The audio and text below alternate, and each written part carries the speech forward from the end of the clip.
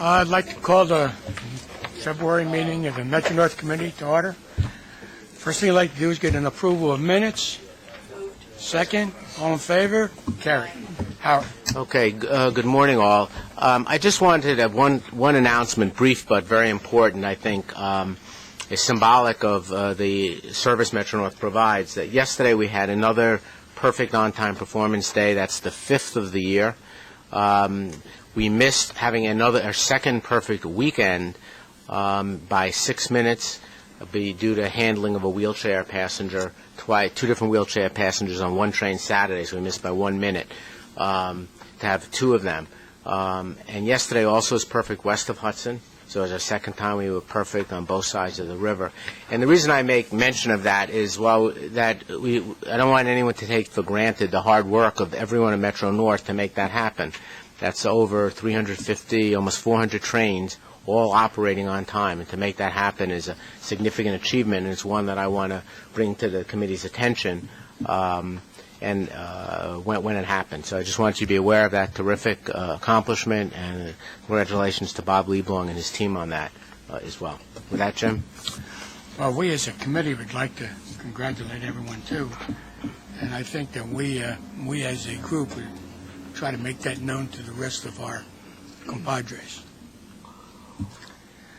Work plan. I don't think there's any changes on the work plan, so we can move to the status of operations. Good morning, everybody. The status of operation is outlined on page 12 in your agenda book.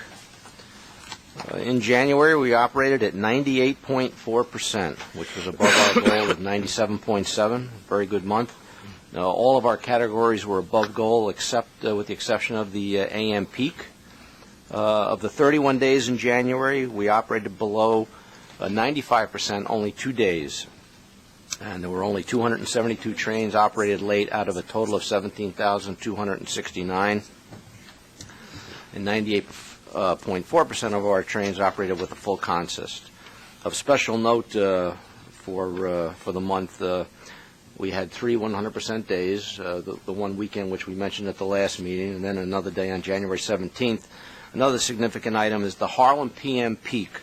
We ran 99.9%. We only had one late train out of 855 trains operated in the PM Peak on the Harlem line, and that train was 8 minutes late. So all in all, it was a terrific month of January for east of Hudson. It was also terrific west of Hudson. West of Hudson, we operated at 98% in January. That was above our goal of 96.3. The Port Jervis operated at 96.7, and the Pascack Valley operated at 98.8. And there were only 34 trains of a scheduled 1,681 trains which were late. So on-time performance did very well for January, and so far in the month of February, we are also doing well. I think month to date we're at 98.4% also for the month of February. I'll go into MDBF, mean distance between failure. For the month of December, our MDBF was slightly below our goal. We were at 94,916. That was below our goal of 105,000.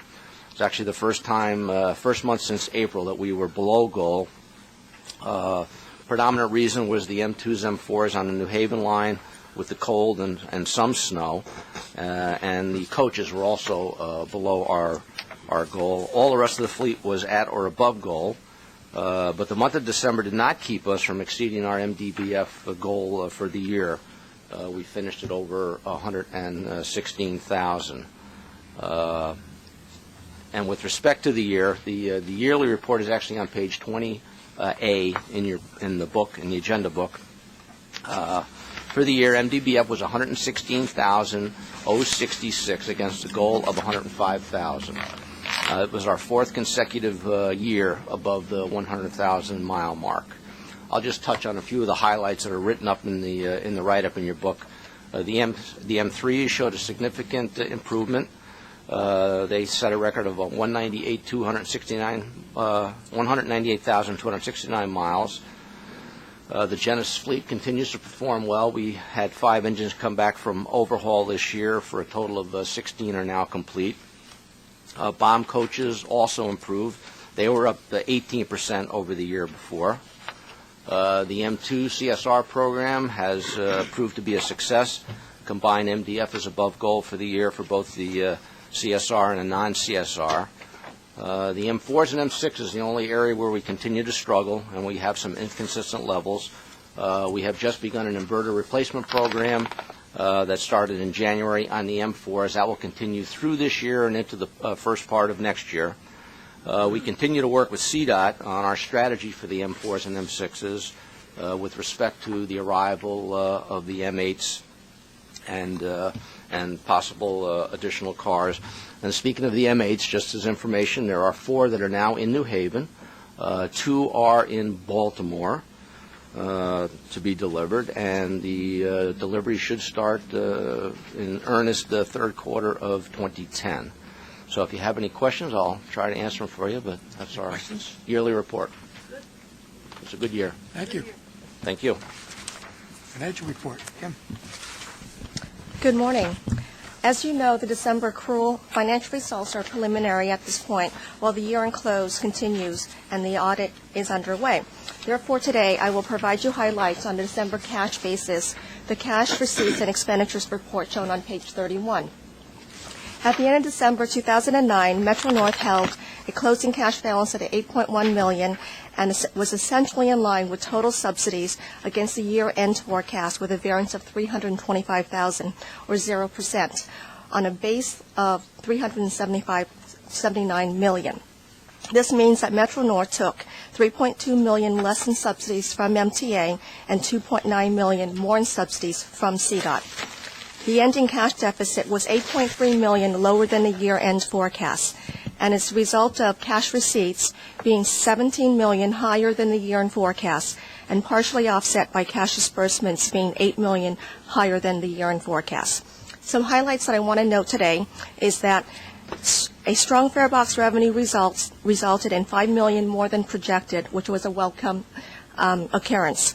Ridership levels for both the month and year-to-date of December was in line with the year-end forecast. However, what we saw was fare box revenues were approximately $2 million higher, and that had to do with higher yields from greater than projected non-commutation ticket sales.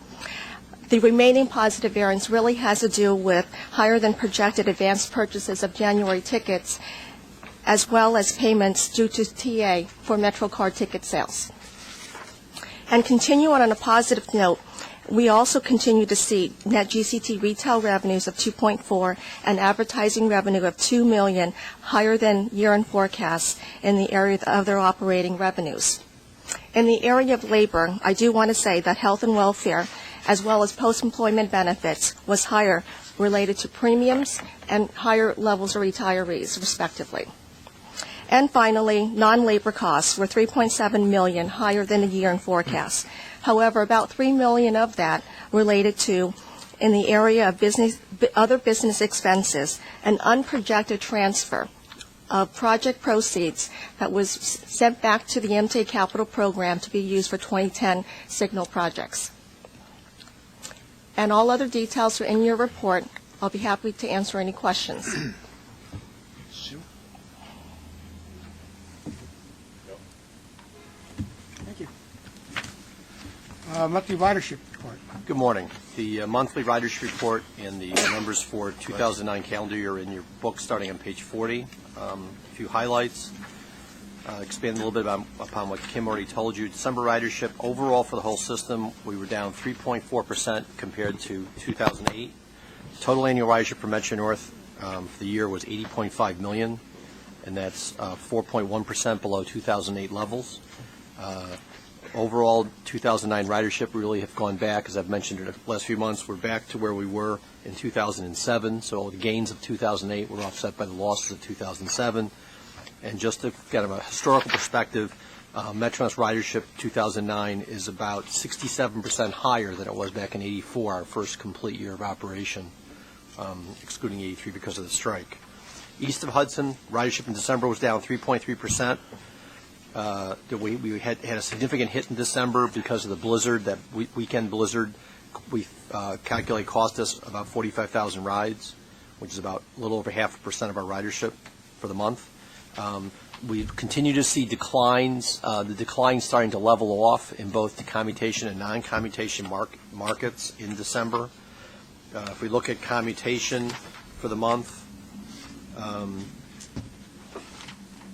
to from Manhattan, commutation was down 4.2%, which is much better than the 6 to 7% or higher that we had seen earlier in the year. Non-com ridership was down just 0.4%, and all that's due to the blizzard. We would have been positive in the month for the month of December if not for that weekend blizzard we had. Intermediate ridership continues to be an issue. Intermediate ridership in December was down 10% in the commutation market, and down almost 2% in non-com. Again, the non-com was affected by the blizzard. Yankees East 153rd Street for the year attracted almost 500,000 new rides to the railroad, so that's terrific. That was a very positive note for 2009 ridership. That, if y'all remind you that we only started service on May 23rd. We had 57 or 58 games, I think, during regular season. We will start second week of April now. This year will be our first complete season, all 81 home games, so we expect to see that number increase significantly.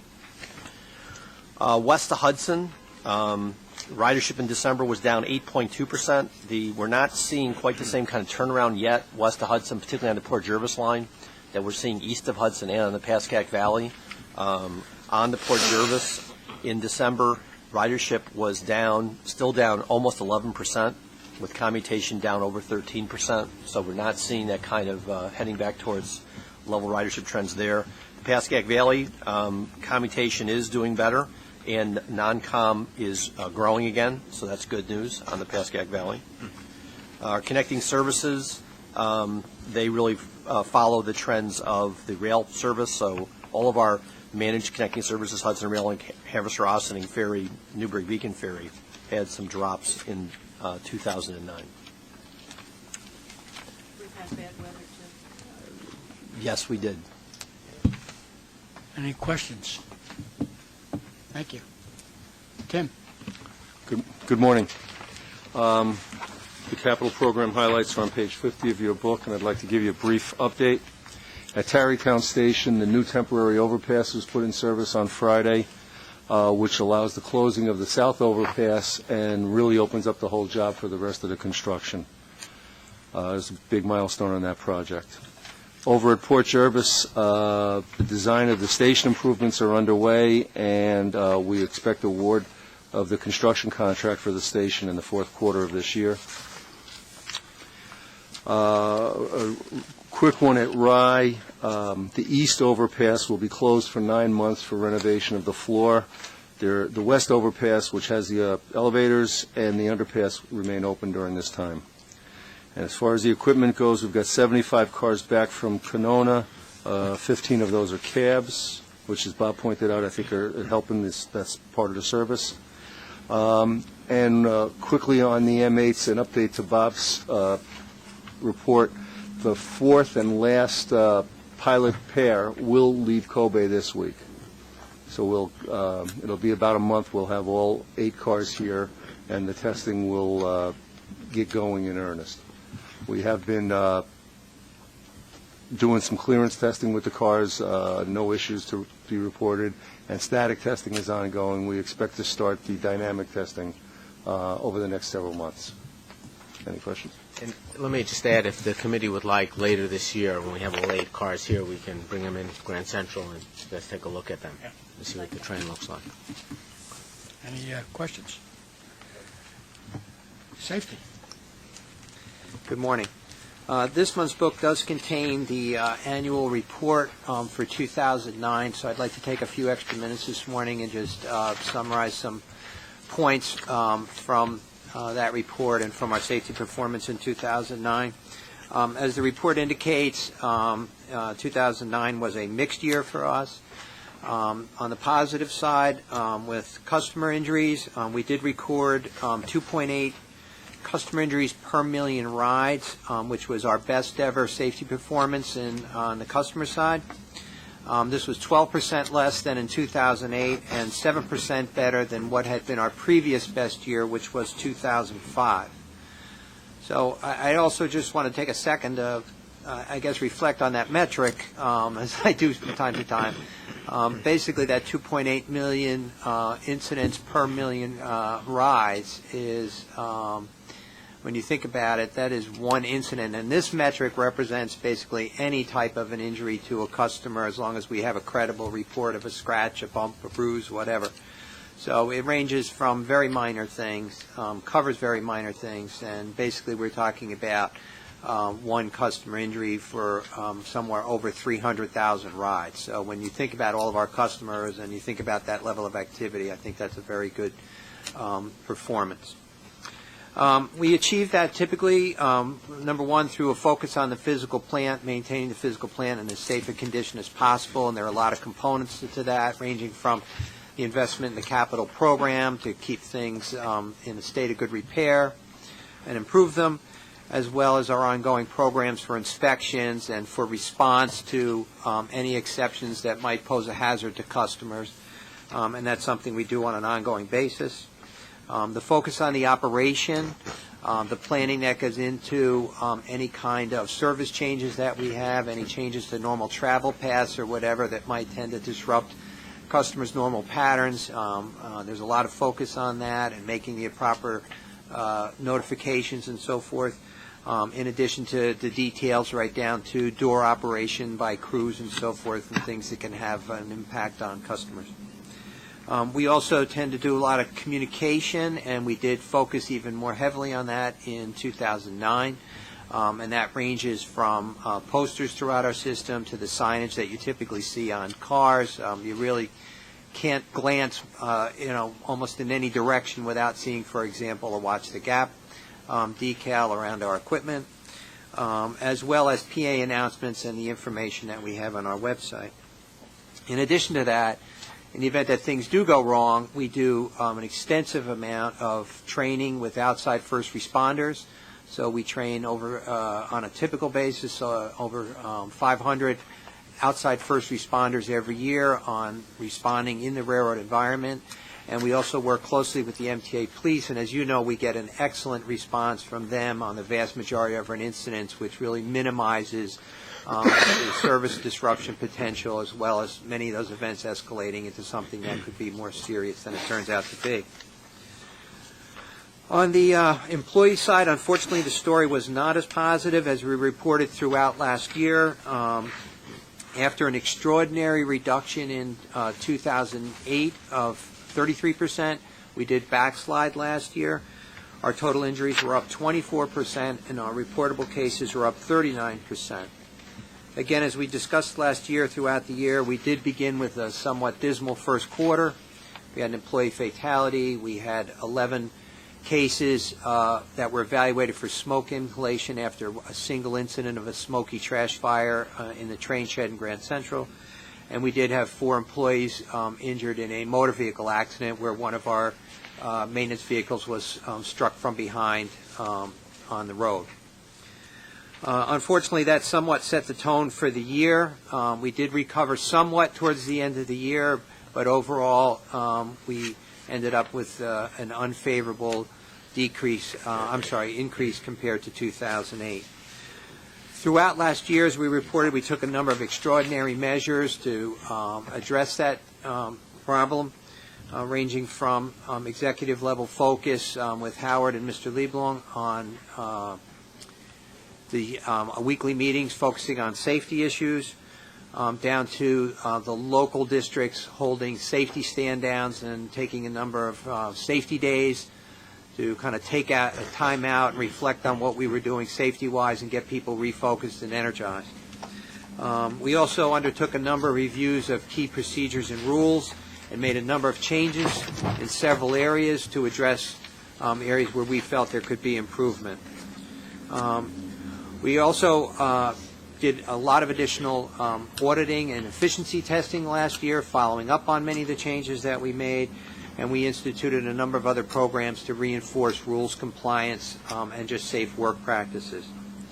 Just to put last year's performance in perspective, even with the setback that we had in 2009, we still had a 9% net decrease between 2007 and 2009. So we did give back some of the extraordinary gains from 2008, but not all of them. If you look at the 5 years between 2004 and 2009, we did have a 42% reduction in reportable cases during that period. And 2009 was only the fifth year where we had an increase in injuries out of the last 26. So we have kind of hit these bumps in the road 5 times basically in the history of Metro-North, and every time we did, we had a significant turnaround following that and continued on the long-term downward trend that we've been experiencing. Just to give you a preview, so far this year, as of Friday, we were down over 63% compared to the same period last year. So we are off to a much better start so far this year than we did last year, and we hope that trend will continue. Thank you. Any questions? Thank you. MTA Police. Good morning, good morning, everybody. Page 62 and 63 of the book contains the numbers for the MTA Police reportable crimes for the system as well as the Northern Region Metro-North area. For the month of January, there is a slight increase in the amount of larcenies, which is an increase of 4. That's attributed to a pattern of thefts we had at one of our stations in Putnam County, where people were targeting vehicles, and I'd like to report that we successfully arrested the individuals committing those crimes. That's the only thing out of the ordinary for this month. If you have any questions. Any questions? Okay, information items. Jim, before we go there, let me, one information I might want to make sure the committee is aware of is the public hearings. Yes.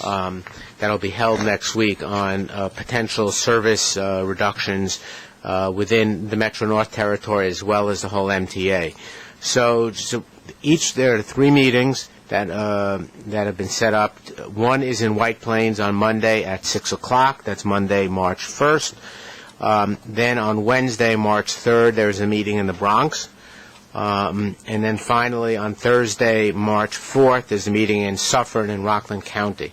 And each of them, again, they'll go over the proposed service reductions for Metro-North as well as for the entire MTA system. Okay, the adopted budget financial plan No, I don't think anything has been submitted. Right. Quarterly inventory report. Any No, I have nothing to highlight there. It's the standard report we give you. Any questions on that? No, I think inventory is going to be uppermost in our mind for the next couple of Right. years. Okay, strategic investments and planning studies. Bob? The report is in your. The report's in your book, starting on page 86. I thought I'd walk through and just highlight a few of the key points, and please feel free to jump in or ask questions. Rolling stock investments. Metro-North continues to commit a significant amount of our available funding towards revitalization of our fleet, combining both the purchase of new equipment and remanufacturing select cars, coaches, locomotives. M7s continue to perform terrifically. The MDBF for the year, we had a number of 454 here through November. In the book, I see it's up to over 470,000 versus a target of 300,000 miles. So that's terrific performance. The overhauling of the 104 Endor coaches, that contract should be complete later this year. Year-to-date, the MDBF for the overhauled Endor coaches is 253,000 miles, which is over 40% better than the non-overhauled coaches. So despite the delays in getting that project done, the quality of work continues to be good, and we're happy with the end product. Overhaul the Genesis locomotives, 15 have been overhauled and returned to service to date, and that project will go into early 2012 for all the 31 locomotives. Turning to page 89, the M4, M6 CSR programs, the MTA's independent engineering consultant, is reviewing the proposal, our proposed strategy regarding future use of the M4s and M6s. Metro-North is continuing to refine the strategy for these cars, either rebuilding or replacing them in the future, depending on the availability of funding, contractual negotiations, and we're working with Connecticut DOT on deciding what to do with those cars. West of Hudson, the overhaul of 6 F40s, those that were finished in the first contract are in use now on West Hudson lines. A new contract was awarded in August 2009 for additional locomotives. The first one should be complete this summer, and the sixth one will be complete in the beginning of 2012. We've got all 12 of the new diesel switcher locomotives on the property, and they're all in service. As was mentioned, the 300 M8 cars, we have 4 cars now in New Haven, and we've got 4 more of the pilot cars on their way. Testing will take approximately 6 months, and we're looking to have the first cars in service sometime this fall. Page 91, shops and yards investments. We had substantial completion in this end of the summer on the locomotive shop and the coach shop are both operational. Phase 4, the planned Phase 4 for Harmon Shop, master plan. The scope of the next phase is under review right now, reflecting the new financial constraints of a new capital program. And we're also looking at the possibility of work being done by other MTA agencies, so we're revisiting the scope of Phase 4. Page 92, signal communications and power improvements. The design of the new New Haven line from Woodlawn up to Greenwich has been completed for a new signal system. The pre-wired signal house contract was awarded and commenced this past summer. A contract to install signal cable from Woodlawn up to Riverside, Connecticut is expected to be awarded this quarter. Positive train control. I think you're all aware of what is going on with PTC. Metro North and Long Island Railroad in a joint procurement process awarded a design services contract in August 2009 for the PTC study phase. Funding for PTC is being formulated. External funding sources to be identified. Earmarks, FRA loan programs, etc. are all being considered, and discussions with our partners are ongoing. Let me just jump in and say that this is something that is an active role for both Metro North and Long Island Railroad, along with MTA, headed with Chris Boylan, where we have been in Washington a number of times discussing this mandate, discussing how we can get certain relief from the mandate. We have submitted a variety of letters and comments to FRA. We've talked to elected officials. I can't say at the moment there's been any change or any success, but we continue to work that process very aggressively, given the cost of this mandate to us, the lack of any funding that goes with the mandate, and the somewhat limited benefit that it has given the amount of cab signaling we have at Metro North. So it's very much on our plate to try to get some relief from this, but it's going to take some time for that to happen. Harlem and Hudson power improvements on page 93. The thing that's worth mentioning here is that construction of the new substations has been put on hold due to the project's funding being reallocated to federally mandated PTC. And we are looking at the 2010-2014 program to see what critical elements of this project can be included given the financial constraints we have with the available funding for the next program. We're still working through what pieces of that can be included in the next program. Stations and parking investments, page 96. Fordham. Station building improvements at Fordham will begin this quarter and be completed by the end of the year. At North White Plains, Metro North and Westchester County are jointly working on preparing an environmental assessment on a proposal to provide additional parking via construction of a multi-level parking structure on the east side of the White Plains Station. It would involve tearing down the small garage that Metro North owns on the east side of Harlem Avenue.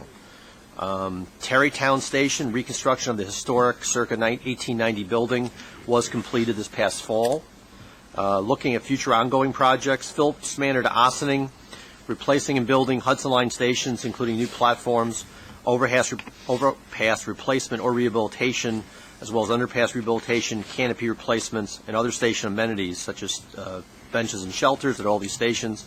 And we're expecting construction to be complete the third quarter of this year in September. At Tarrytown Station, construction has begun for rehabilitation of the Tarrytown project. Includes replacement and construction of station elements, including new platforms, overpass replacements, new stairways, elevators, canopies, and other station amenities. That project is being funded through ERA stimulus funds and expected to be completed in early 2012. Cortland. Construction of the parking expansion and improvements commenced this past fall and is expected to be complete next year. At Poughkeepsie, replacement of the station roof, building roof and all associated drainage began back in '08, and completion is expected this month in February of 10. Construction of the replacement of the monumental windows and other windows within the station is anticipated to be complete by the end of 2011. Other station buildings on the New Haven line, construction of expanded platform waiting area and TVM facility at Mamaroneck was completed this past fall. At Ryan Portchester, priority platform, canopy, and overpass repairs began this past summer and is expected to be completed by the end of the year.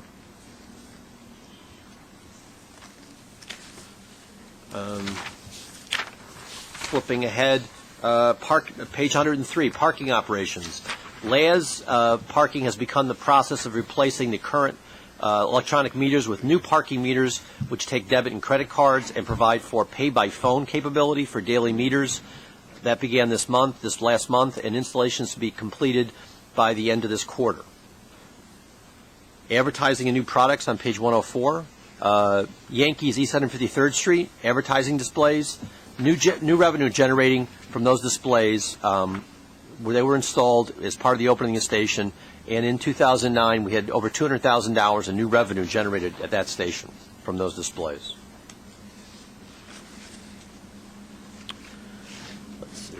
Under page 105, access improvements connecting services. Hudson Rail Link, which is now in its 19th year of operation. In 2009, it averaged 1,530 rides. That's a slight decrease of 7% from what we saw in 2008, tied to the economic downturn. And that service continues to be performed very well. And we have new buses coming on board, and we have replaced, I think, so far four of the fleet with new buses, and we're continuing to look at getting more of those. In Westchester County, Westchester County DOT, Beeline, and Metro North Rail Coordination at 33 stations in Westchester County has over 5,000 daily rides on feeders and distributors, including the Westchester County shuttles in White Plains. As part of the railroad's station access improvements, Metro North is participating with WCDOT in the Beeline's comprehensive operational analysis of shuttles, and times being what they are, Westchester County, and we are working with them. We're looking to improve the overall financial and operational efficiency of that operation, as well as looking at possible new approaches to better serve the major employers along the Platinum Mile and other places in the county. On page 106, Rockland County, the TZX provided an average of 952 rides in 2009, just a very slight decrease from 2008. And ridership on Saturdays was actually up compared to 2008, slightly up. We had 231 average daily rides on Saturday during 2009.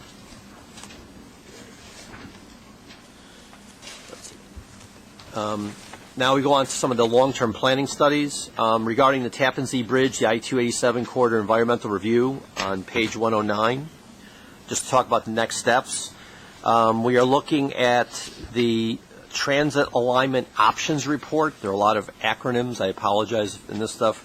There's also the Bridge Options Design Report, and we are looking to complete those documents and start having open houses this quarter.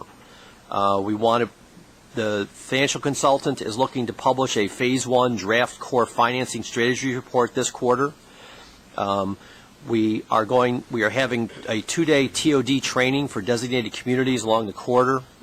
We are also going to be publishing the DIS for the replacement transit-ready bridge and highway and conduct public hearings this summer. The final environmental impact statement for that phase of the project should be complete next year, and we are looking to obtain a record of decision next year as well. We want to initiate the second EIS for the transit-related environmental work in 2012, following the completion of that process. With regard to Penn Station access, on page 110, next steps include complete the location, this definition of the location of a second Upper West Side station. We want to work on that this spring. We want to perform station site environmental analyses this year. We're looking to obtain results from the Penn Station operation study, which is simulating the operation of all the railroads that will be operating in and out of Penn Station through the year 3030 sometime this fall. 2030. I'm sorry, what is it, 33? I wish. Yeah, 2030. that's really long range. Yeah. Perform additional environmental analyses based on the results of that study next year and publish an environmental assessment next year. The West of Hudson Regional Transit Access Study. We're nearing completion of Phase 1 of the study. The following alternatives are being considered for further evaluation: direct regional bus alternatives to the Mid-Hudson Valley, New York City, and a direct commuter rail alternative to Stewart Airport via the Port Jervis line.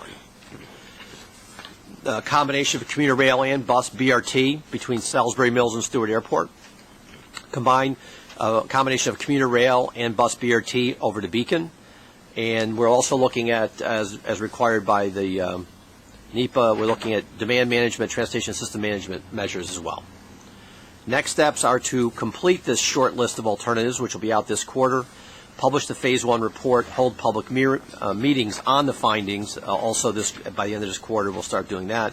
And then we want to initiate a Phase 2 pending identification of the funding for Phase 2 and further discussions with our partner, the Port Authority, on this project. ARC. Progress to date. A Metro-North team has been formed to determine the size and location of a potential midpoint yard that would enable us to both provide more efficient operation and leverage the opportunities offered by ARC for more service on the Port Jervis line. The planning has progressed on determining the additional rolling stock that will be needed to carry additional riders to from Orange and Rockland counties that are anticipated to be attracted by the direct service to Manhattan, as well as increases in service and reduced travel times in the one-seat ride. And I think that's it. If you have any questions or comments. I noticed that you mentioned as part of the report that the signal cut over at Harriman was completed, and I want to thank you for getting it done before the beginning of winter, because it makes getting on and off trains, outbound trains, much easier at Harriman, so I really appreciate that. And the other thing is, when you do the 2-day TOD training for communities, would you let us know? I'd like to do that training myself. Okay. Sure. I'd like to just make one comment. If any other questions for Bob? I think what you heard in the report is a reflection of how we're approaching how we go forward at Metro-North. We are continuing to look at the long-term issues. We're continuing to look at improving the railroad. At the same time, you've heard how we've modified our plans to reflect the financial circumstance. And I think that's a theme you'll hear over and over again in terms of maintaining the successes we've had, continue to plan for the future, continue to implement for the future, but at the same time being very aware of the severe financial problems we have. And so I just want to highlight that, and you heard it in pieces in the report, and you'll be hearing that throughout over the next months during this year. Well, along with the financial issues that you have, I want to congratulate you on getting to 56.1% in your fare box operating ratio. That's very good in a very difficult circumstance, so Yeah. Hats off to Metro-North. Thank you. Okay. I think the next step is procurements. We have one procurement. Right. Yeah, this is a procurement to get a part to make a replacement where we've had some damage on the Hudson line, and it's a procurement with a non-competitive procurement with Balfour Beatty, who is they were the OEM, as I believe it. They made this, yeah. So it's for your approval. Howard, whereabouts is CP 53? Cold Spring. New Peak was 59. Right, yeah, it's between Cold Spring and Beacon. Okay, we have a motion and a second. All in favor? Oh, aye. Opposed? Carried. Okay, our next meeting is scheduled for Monday, March 22nd at 8:30. Need a motion to adjourn? Second. Carried.